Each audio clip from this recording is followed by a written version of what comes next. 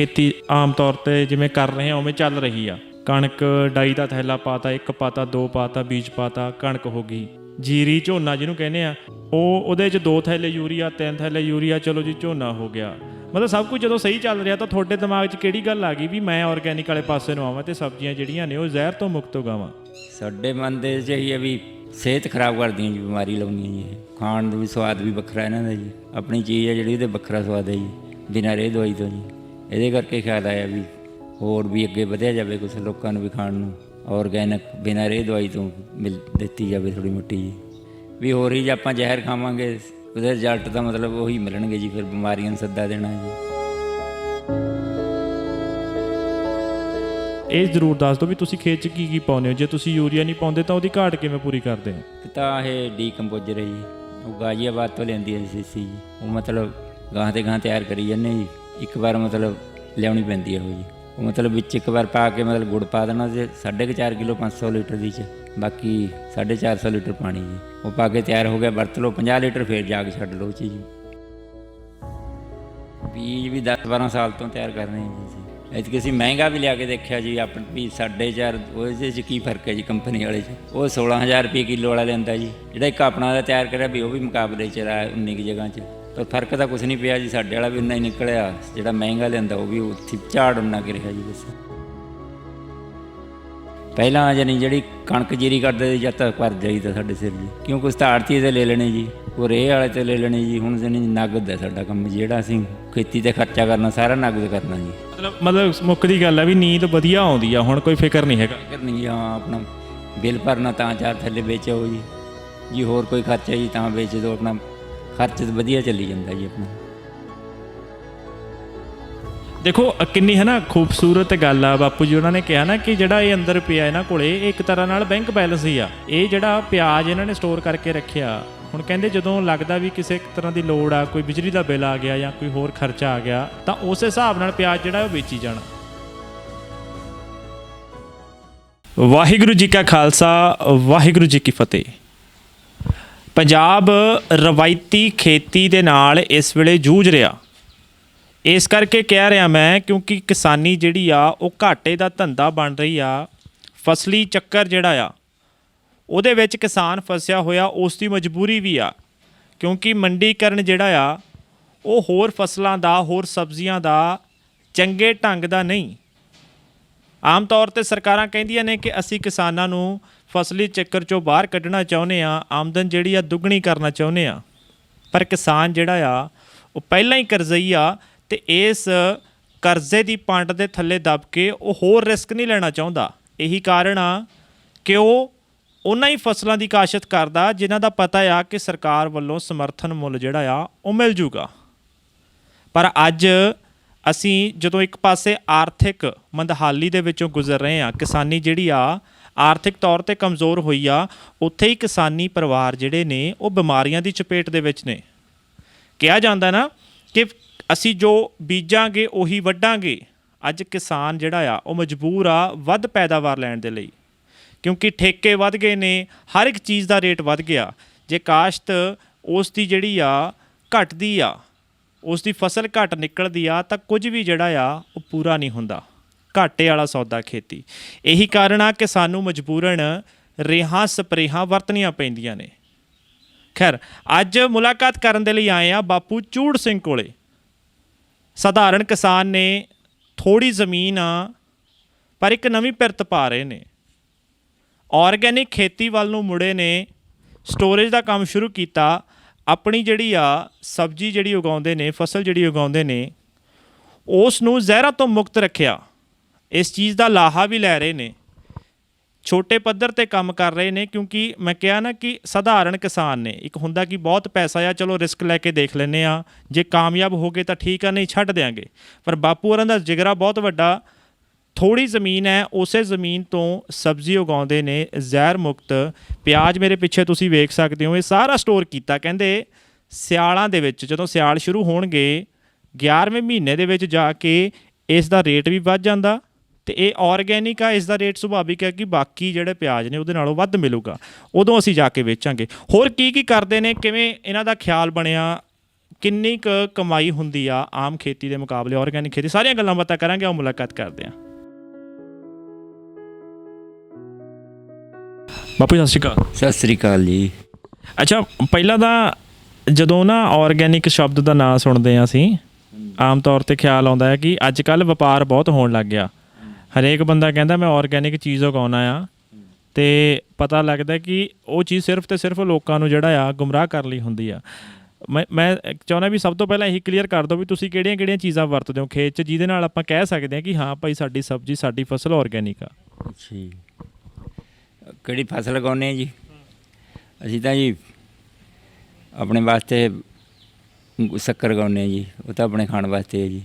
ਘੀਆ, ਅੱਛਾ ਜੀ, ਕੱਕੜੀ ਜੀ, ਖੀਰਾ ਜੀ, ਹਲਦੀ ਆਰਗੈਨਿਕ ਜੀ, ਦਾਲ ਜੀ ਆਰਗੈਨਿਕ ਜੀ। ਇਹਨਾਂ 'ਚ ਬਿਲਕੁਲ ਰੇਹ ਵਗੈਰਾ ਨਹੀਂ ਵਰਤਦੇ ਜੀ। ਪਿਆਜ਼ ਹੋ ਗਿਆ ਜੀ।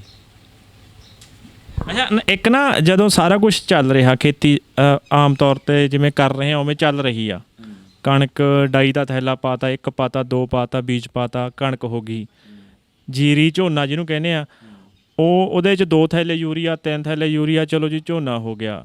ਮਤਲਬ ਸਭ ਕੁਝ ਜਦੋਂ ਸਹੀ ਚੱਲ ਰਿਹਾ ਤਾਂ ਤੁਹਾਡੇ ਦਿਮਾਗ 'ਚ ਕਿਹੜੀ ਗੱਲ ਆ ਗਈ ਵੀ ਮੈਂ ਆਰਗੈਨਿਕ ਵਾਲੇ ਪਾਸੇ ਨੂੰ ਆਵਾਂ ਅਤੇ ਸਬਜ਼ੀਆਂ ਜਿਹੜੀਆਂ ਨੇ ਉਹ ਜ਼ਹਿਰ ਤੋਂ ਮੁਕਤ ਉਗਾਵਾਂ?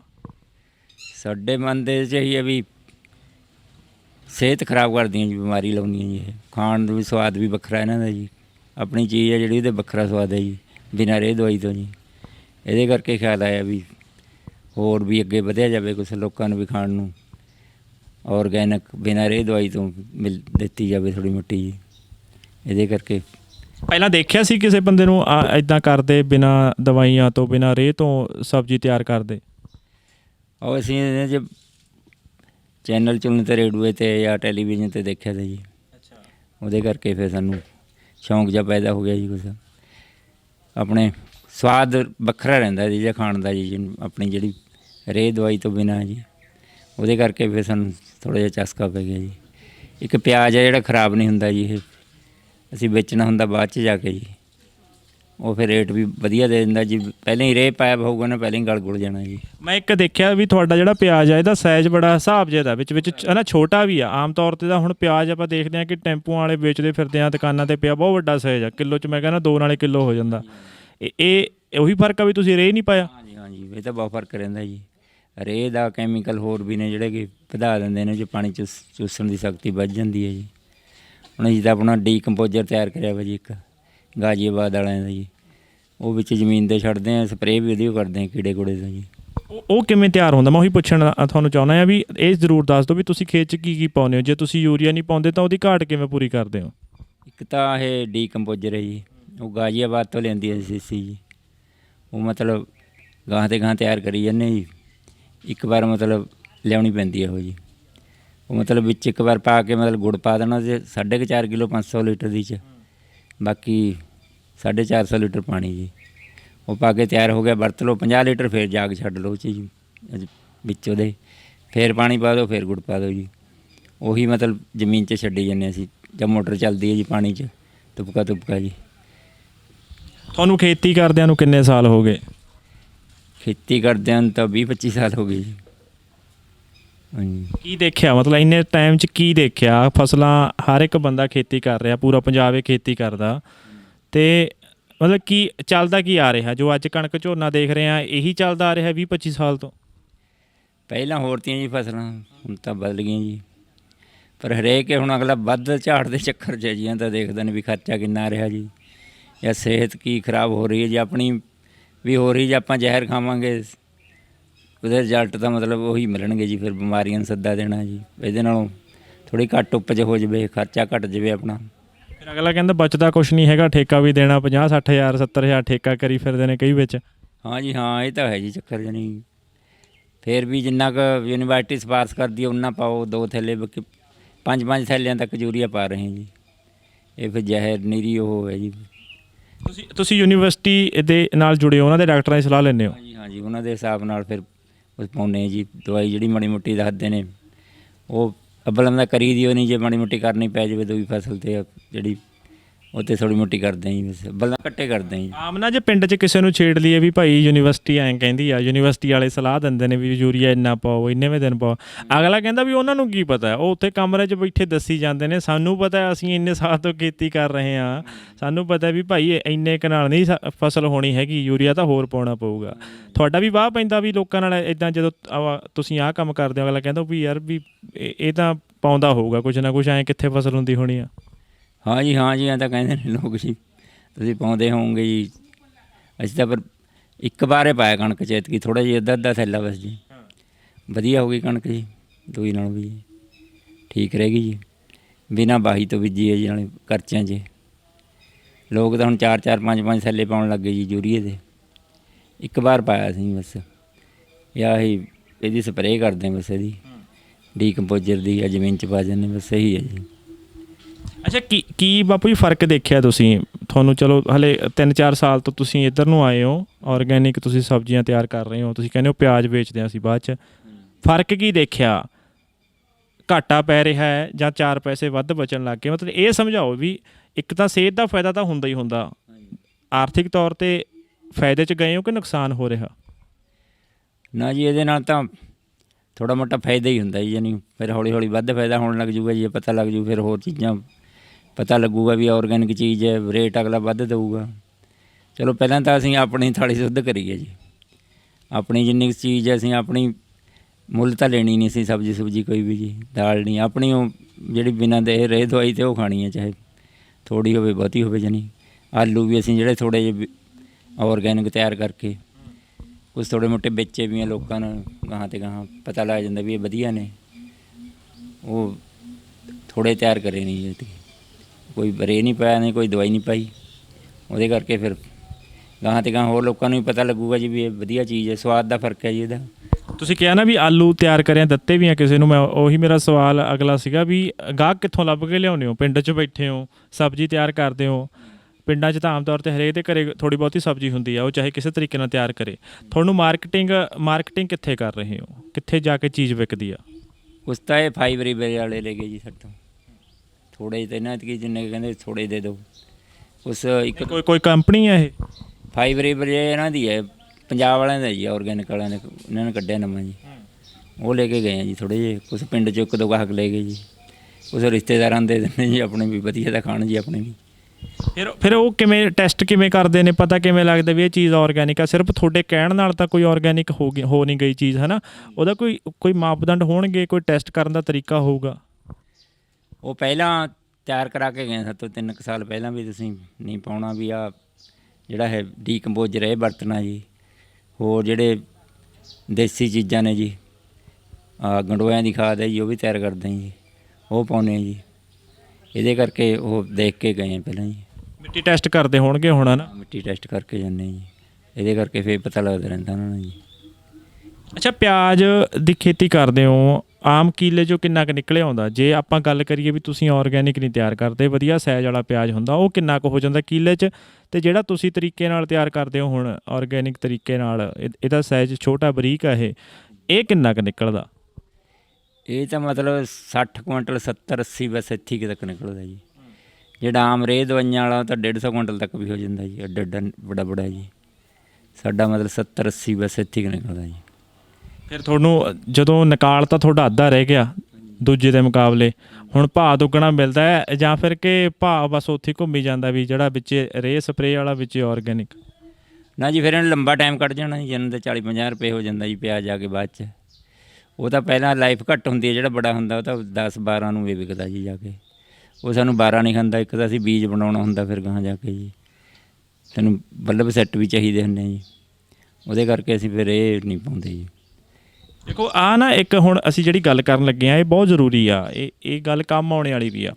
ਆਮ ਤੌਰ 'ਤੇ ਪੰਜਾਬ, ਮੈਂ ਪਹਿਲਾਂ ਵੀ ਕਿਹਾ ਕਿ ਲਗਭਗ ਸਾਰਾ ਪੰਜਾਬ ਖੇਤੀ ਕਰਦਾ, ਅਤੇ ਖੇਤੀ ਅਸੀਂ ਕਰਦੇ ਹਾਂ, ਪਰ ਅਸੀਂ ਜਦੋਂ ਖੇਤ ਦੇ ਵਿੱਚ ਕੁਝ ਵੀ ਬੀਜਣਾ ਆ, ਕੋਈ ਫਸਲ ਲੈਣੀ ਆ, ਅਸੀਂ ਦੁਕਾਨ 'ਤੇ ਜਾਂਦੇ ਹਾਂ ਸ਼ਹਿਰ, ਦੁਕਾਨ ਤੋਂ ਅਸੀਂ ਨੇ ਬੀਜ ਜਿਹੜਾ ਉਹ ਖਰੀਦ ਕੇ ਲਿਆਉਣਾ।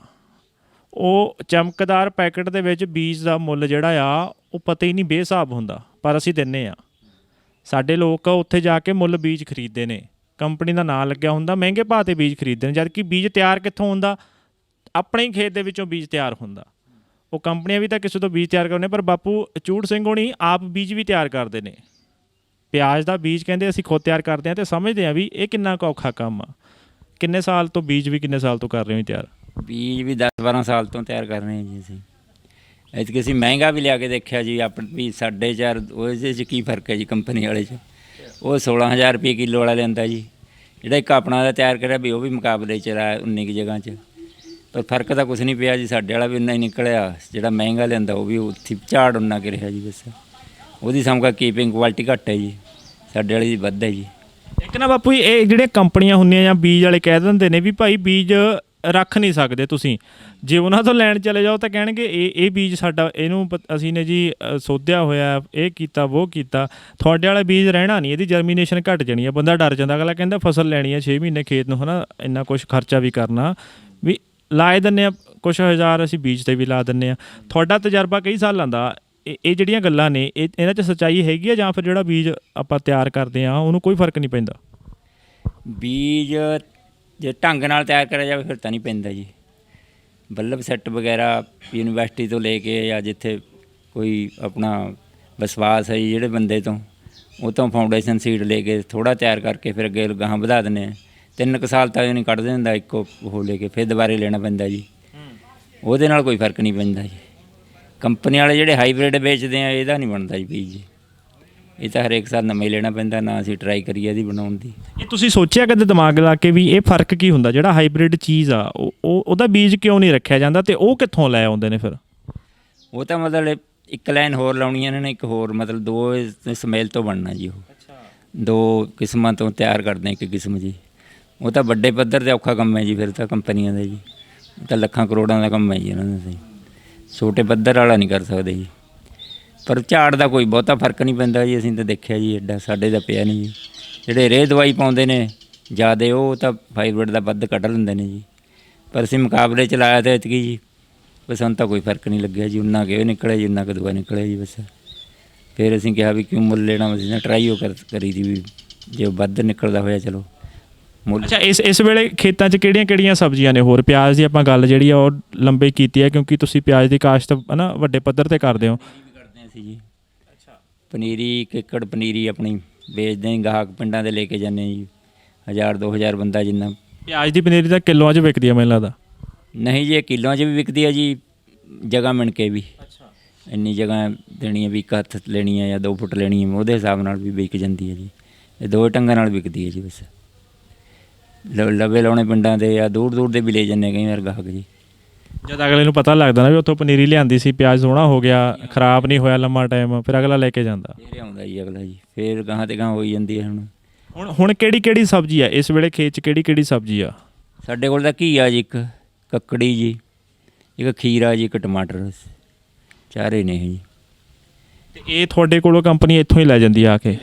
ਤੁਹਾਨੂੰ ਮੰਡੀ ਜਾ ਕੇ ਵੇਚਣ ਦੀ ਲੋੜ ਨਹੀਂ? ਨਾ ਜੀ ਨਾ, ਮੰਡੀ 'ਚ ਨਹੀਂ ਅਸੀਂ ਲੈ ਕੇ ਗਏ ਜੀ। ਜਾਂ ਪਿੰਡ ਅਲਾਉਸਮੈਂਟ ਕਰਕੇ ਵੇਚ ਦਿੰਦੇ ਜੀ, ਜਿਹੜੀ ਬਚਦੀ ਹੈ ਜੀ ਮਾੜੀ ਮੋਟੀ, ਇੱਥੇ ਪਿੰਡੇ ਵਿਕ ਜਾਂਦੀ ਹੈ ਜੀ। ਮੰਡੀ ਨਹੀਂ ਅਜੇ ਤੱਕ ਗਏ ਜੀ ਲੈ ਕੇ ਜੀ। ਪਿੰਡ ਵਾਲੇ ਫਿਰ ਇੱਥੋਂ ਮੋਟਰ ਤੋਂ ਲੈ ਕੇ ਜਾਂਦੇ ਨੇ ਜਾਂ ਫਿਰ ਕਿਤੇ ਘਰੇ ਜਾਂਦੇ ਜੀ? ਘਰ ਤੋਂ ਹੀ ਲੈ ਕੇ ਜਾਂਦੇ ਜੀ। ਪਰ ਪਿੰਡ 'ਚ ਤਾਂ ਔਖਾ ਨਹੀਂ ਵੇਚਣਾ ਬਾਪੂ ਜੀ? ਲਿਹਾਜ਼ ਕੀ ਪੈਸੇ ਲਈਏ ਯਾਰ ਤੁਹਾਡੇ ਤੋਂ, ਕੀ ਛੱਡੀਏ, ਕੀ ਰੇਟ ਦੱਸੀਏ? ਨਾ ਜੀ, ਫਿਰ ਤਾਂ ਕਿੱਤਾ ਬਣ ਜਾਂਦਾ, ਫਿਰ ਤਾਂ ਕਰਨਾ ਪੈਂਦਾ ਜੀ ਆਪਣਾ ਪੈਸਾ ਕਰਨਾ ਜੀ ਆਪਾਂ ਨੂੰ। ਫਿਰ ਤਾਂ ਕੀ ਸੁਣਾਉਣ ਦੀ ਲੋੜ ਹੈ ਜੀ, ਫਿਰ ਤਾਂ ਲੈਣੇ ਹੀ ਪੈਂਦੇ ਜੀ ਪੈਸੇ ਵੀ। ਚਲੋ ਕੋਈ ਇਹਦਾ ਚੱਲਦਾ ਹੀ ਰਹਿੰਦਾ ਜੀ, ਵਿੱਚ ਮੁਕਤ ਵਾਲਾ ਵੀ ਆ ਜਾਂਦਾ ਜੀ, ਕੋਈ ਇਹਦਾ ਦੇਣੀ ਪੈਂਦੀ ਹੈ ਜੀ। ਯਾਨੀ ਚੱਲੀ ਜਾਂਦਾ ਜੀ ਕੰਮ ਇੱਕਣੇ ਜੀ, ਮੁੱਲ ਦੇ ਨਾਲ ਜੀ।